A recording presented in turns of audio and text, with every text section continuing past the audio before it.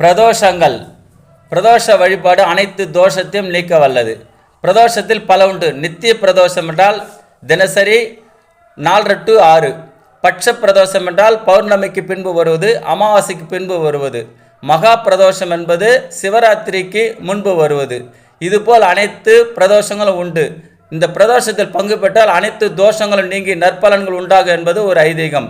ஆழக்கால விஷத்தை சிவபெருமான் ஒன்றுதானால் அந்த விஷம் எங்கு சிவபெருமானை தாக்குமோ என்று அன்னை பராசக்தி மார்பிலே நிறுத்தியதாகவும், அந்த விஷத்தை முறிப்பதற்காக நந்தியம்பெருமானும் அன்னை பராசக்தியும் அந்த விஷத்தை முறிக்கின்றார்கள். அதுவே பிரதோஷ காலம் என்று கருதப்படுகிறது. அதனாலேயே பிரதோஷ காலங்களில் நந்தியம்பெருமானுக்கும் கரும்புச்சாறு, அருகம்புல், பச்சை அரிசி, வெள்ளம் இதுபோல் வைத்து பாலால் அபிஷேகம் செய்து ஆராதிக்கிறார்கள்.